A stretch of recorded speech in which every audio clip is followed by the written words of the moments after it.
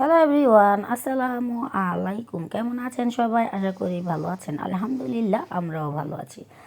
আজ আপনাদের সাথে শেয়ার করব চিকেন নুডলস কিভাবে আপনারা রান্না করবেন। একদম সহজ প্রসেসে এই চিকেন নুডলসটা কিন্তু অল্প সময় মজাদার এই চিকেন নুডলস আপনাদের বাচ্চাদের ফ্যামিলিকে খাইয়ে একদম খুশি করে নিতে পারবেন। আর মাশাআল্লাহ, দেখতেই পাচ্ছেন কতটা যে লোভনীয় হয়েছে।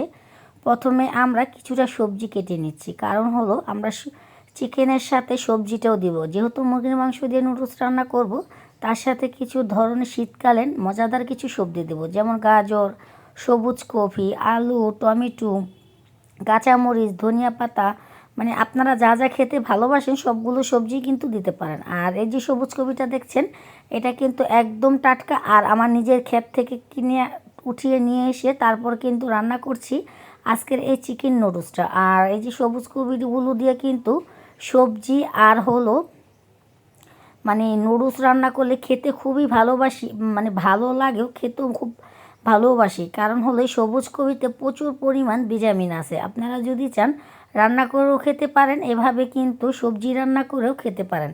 আর আজকে কিন্তু আমরা একদম চিকেন নুডলসটা রান্না করব দেখে বিকাল টাইমে নাস্তার জন্য সবার জন্য বানাবো। আপনাদের ভাইয়া বলছে হঠাৎ করে রান্না করতাম, আর উনি রান্না করতো, ওনার একটু কাজ পড়ে গেছিলো, তাই জন্য আমাকে রান্না করতে হয়েছে। তারপর অর্ধেক রান্না হয়েছে, পরে উনি কিন্তু চলে আসছে, আর উনি কিন্তু সবটা করেছে, আমি শুধু পাশ থেকে একটু নাড়াচাড়া উনি দিচ্ছিল, কি করব সেটা বলে দিচ্ছিল।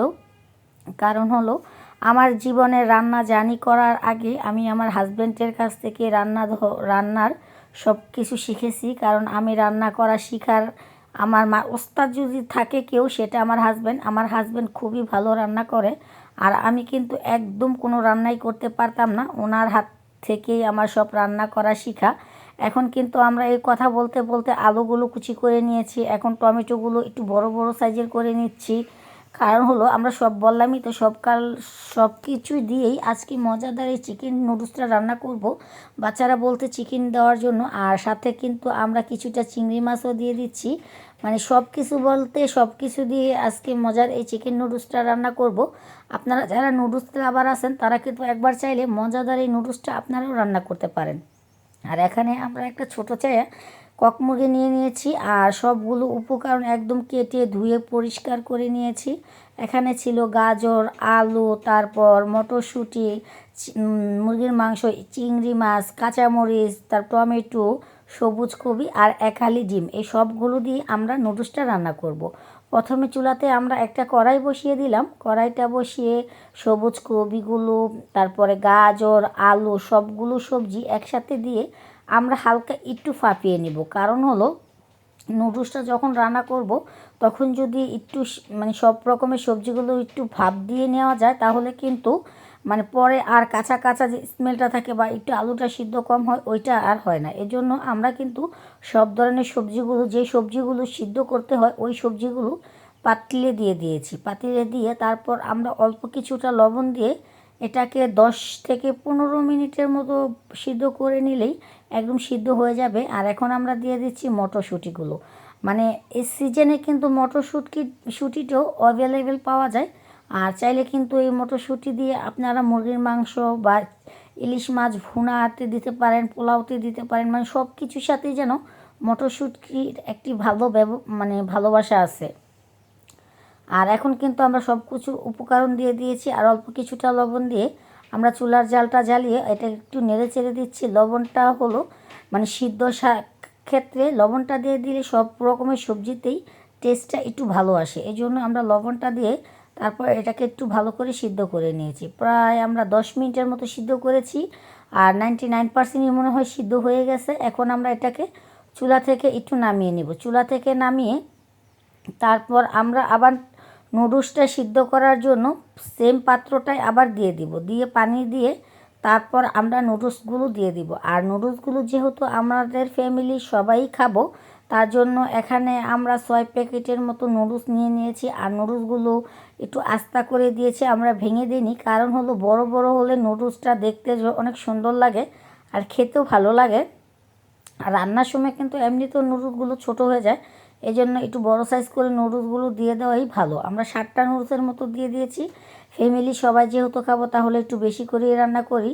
মন মতো না খেতে পারলে আবার ভালো লাগবে না, কারণ নুডলস নাস্তার টাইম হলেও নুডলস খেতে ভালোবাসে না এমন মানুষ কমই আছে। আমার আব্বা আম্মা, আমরা, আমার নানু আসছে, তারপর আমার ভাই বউ, আমরা মানে সবাই মিলেই খাবো যেহেতু, এই জন্য আমরা একটু বেশি করে নুডলসটা নিয়ে তারপরে সিদ্ধ করে নিয়েছি। আর নুডলসটা সিদ্ধ করার কারণ, আমরা অনেকেই কিন্তু একদম রেডিমেডভাবে নুডলসটা রান্না করতে পারি। আর একদম নতুন যারা আসো তাদের একটা কথা বলি, নুডলস সিদ্ধ করার পর একটা জিনিস ফলো রাখবা, 99% যখন সিদ্ধ হয়ে যাবে, অল্প একটু কাঁচা থাকবে, ওই টাইমে নুডলসটা নামিয়ে রাখতে হবে।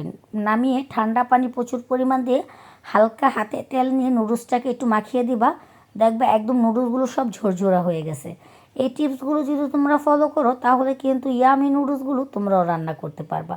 আর রাত্রে বসে বসে আমরা কিন্তু মাটির চুলায় রান্না করছি, খুবই ভালো লাগছিল, কারণ মাটির চুলায় রান্না করতে আমার এমনিতেও অনেক ভালো লাগে, এই জন্য কিন্তু আমি বেশিরভাগ মাটির চুলায় রান্না করি। আর প্রথমে আমরা পেঁয়াজ কুচি আর কাঁচামরিচ ফালিটা দিয়ে দিয়েছি, দিয়ে কতক্ষণ পেস্টটাকে সুন্দর করে ভেজে নিয়েছি। তারপর এখানে দিয়ে দিলাম একটু গরম মশলা বাটা আর আদা রসুন বাটা, যেহেতু এখানে মুরগির মাংস দিব তার জন্য। আর পর যখন মশলাগুলো একটু ভাজা হয়ে গেছে তখন আমরা দিয়ে দিলাম চিংড়ি মাছগুলো, আর চিংড়ি মাছগুলো একটু ভেজে নিয়ে তারপরে দিয়ে দিলাম কেটে ধুয়ে রাখা মুরগির মাংসগুলো। আর মুরগির মাংসগুলো আমরা একটু বড় সাইজ করেছি, চাইলে তোমরা কিন্তু এটাকে ছোট ছোট পিস করেও নিতে পারো। আমাদের বাচ্চারা একটু বলছিল যে একটু বড় সাইজ করে চিকেন নুডলসটা রান্না করার জন্য, তাই জন্য কিন্তু আমরা একটু বড় বড় করে নিয়েছি। আর এখানে একটু পরিমাণ হলুদ আর 1 চামচের মতো মরিচ দিয়েছি, যাতে মাংস থেকে একটু ঝাল ঝাল ভাপ আসে, কারণ সাদা হলে মাংসটা খেতে অতটা ভালো লাগবে না তার জন্য। আর হলুদ মরিচটা দিয়ে অল্প কিছুটা পানি দিয়ে এটাকে আমরা ভালো করে কিছুক্ষণ কষিয়ে নিব, যাতে মাংসটা পুরোপুরি সিদ্ধ হয়ে যায়। যখন মাংসটা পুরোপুরি একটু সিদ্ধ হয়ে যাবে তখন আমরা দিয়ে দিব কেটে রাখা টমেটোগুলো। আর টমেটো সসের কাজ কিন্তু টমেটোও করে, এই জন্য আমরা কেটে রাখা টমেটোগুলো একটু বড় বড় করে নিয়েছি। এখন যেহেতু সিজনের টমেটো, এই টমেটোগুলো কিন্তু একদম গলে যাবে, এই জন্য আমরা বড় বড় করে ফালি করে নিয়েছি। আর যখন আমার টমেটোটা মানে একটু কষিয়ে নেওয়া হয়ে গেছে তখন আমরা দিয়ে দিলাম একদম ভাপিয়ে রাখা গাজর, আলু, তারপর সবুজ কবি, মটরশুঁটি, এগুলো সিদ্ধ করার জন্য আমরা কিন্তু একটু রেখে দিয়েছিলাম। এখন সিদ্ধ করা যেহেতু হয়েই গেছে আর মশলাটা আমাদের ভালোভাবে কষানো হয়ে গেছে, এখন আমরা একটু নেড়ে চেড়ে দিচ্ছিলাম যাতে ভালো করে এটাকে একটু সব মশলার সাথে মিলিয়ে যায়। আর আপনাদের ভাইয়া বসে বসে নাড়াচাড়া দিচ্ছিল আর আমি সব মশলাগুলো দিচ্ছিলাম। আর উনি বলে দিচ্ছে কী কী দিব, কারণ ওনার রান্নাটা বললামই আমার রান্নার থেকে অনেকটা বেস্ট। তারপর আমরা একটু কিছুটা নুডলসের মশলা এই সবজির ওপরেও দিয়ে দিয়েছি, যাতে সবজির সাথে মশলাটা অ্যাড হয়ে যায় আর খেতেও ভীষণ ভালো লাগে। আর মুরগির মাংসের পিসটা তোমরা দেখতে পাচ্ছ অনেকটা বড় বড় করে রেখেছি, যেহেতু এটা চিকেন নুডলস এই জন্য কিন্তু আমরা দিয়ে দিচ্ছি একটু বড় বড় করে। তারপর যখন আমার সবজিটা অনেকটা কষিয়ে একদম হয়ে যাবে তখন আমরা দিব এখানে একটা করে ভেঙে ডিম, কারণ একালি ডিম আমরা এখানে ব্যবহার করব। সবজির পরিমাণ বেশি ছিল, চিকেন ছিল, তারপর চিংড়ি মাছ ছিল, এই জন্য কিন্তু আমরা 4টা ডিমই এখানে ব্যবহার করছি। আর যদি তোমরা ডিমটা খেতে বেশি ভালোবাসো চাইলে তোমরা কিন্তু বেশি ডিমটাও দিতে পারো। আর ডিমগুলো কিন্তু সবজির উপরে দিয়ে একটু ভালো করে নেড়ে চেড়ে দিলেই দেখবে একে সুন্দর করে সবজির সাথে ভাজা ভাজা হয়ে যাচ্ছে। আর এখন দেখতে পাচ্ছ তোমার ভাইয়া কিন্তু অবনত নাড়তেই আসছিল যাতে ডিমটা একদম ভাজা ভাজা করে ভেঙে নেওয়া হয়ে যায়। আর যখন একটু ভেঙে নেওয়া হয়ে গেছে আর ভাজা ভাজা হয়ে গেছে তখন আমরা একটু দিয়ে দিলাম সয়া সস। সয়া সসের পর আমরা এটাকে একটু ভালো করে নেড়ে চেড়ে তারপর আবারও দিয়ে দিব কিছুটা টমেটো সস। তোমরা চাইলে টমেটো সসটা নুডলস দিলেও দিতে পারো, আর নুডলস দেওয়ার চেয়ে আমার মনে হয় এভাবে দিয়ে নুডলসটা রান্না করলে এটার টেস্টটা আরও বেশি আসে। আর এখন যদি আমরা এই সবজির উপরে কোনো কিছু না দেই এটা কিন্তু রুটি দিয়ে খেতে আরও বেশি ভালো লাগবে। চাইলে কিন্তু এভাবে তোমরা সবজিটাও রান্না করে দেখতে পারো। আর এখন যখন আমার সবগুলো মশলাই অনেকটা সুন্দর ভাজা ভাজা হয়ে গেছে তখন আমরা নুডলসগুলো দিয়ে দিচ্ছি। আর দেখতে পাচ্ছ নুডলস কিন্তু একটার সাথে আমার আরেকটা নুডলস জট পাকিয়ে যায়নি, কারণ হলো আমরা বললামই তো নুডলসটা সিদ্ধ থেকে নামিয়ে প্রচুর পরিমাণ ঠান্ডা পানি দিয়ে হাতে কিছু সয়াবিন তেল নিয়ে এটাকে আমরা সুন্দর করে মাখিয়ে দিয়েছি। এই মাখিয়ে দেওয়ার কারণে কিন্তু আমাদের একটা নুডলসের সাথে আরেকটা নুডলস লাগেনি। এভাবে কিন্তু চাইলে একবার হলো ফ্যামিলির সাথে সবার জন্য নুডলসটা রান্না করে খেয়ে দেখতে পারো। যতটা দেখতে লোভনীয়, খেতেও কিন্তু ভীষণ মজাদার ছিল এই নুডলসটা। আমরা কিন্তু এক এক সময় এক একভাবে নুডলসটা রান্না করি। আজকে কিন্তু আরেকটা টিপস তোমাদের সাথে শেয়ার করলাম। আর নুডলসটা যে একদম হয়ে এসেছে, তার জন্য কিন্তু উপর থেকে আমরা আরও কিছু টমেটো সস দিয়ে দিলাম, কারণ নুডলসের পরিমাণটা অনেকটা বেশি ছিল, এজন্য কিন্তু আমরা একটু বাড়িয়ে দিলাম।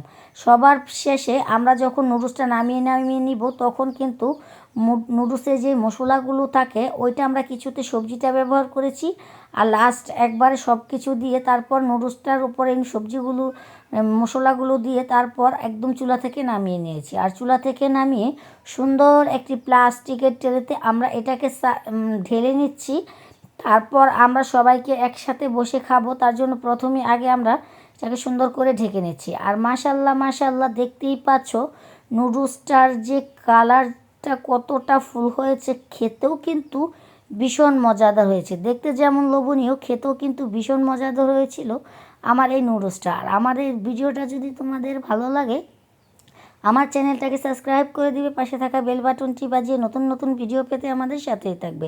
যারা ফেসবুক পেজ থেকে আমার ভিডিওটা দেখছেন, তারা আমার ফেসবুক পেজটাকে ফলো করে দিবেন। আল্লাহ হাফেজ।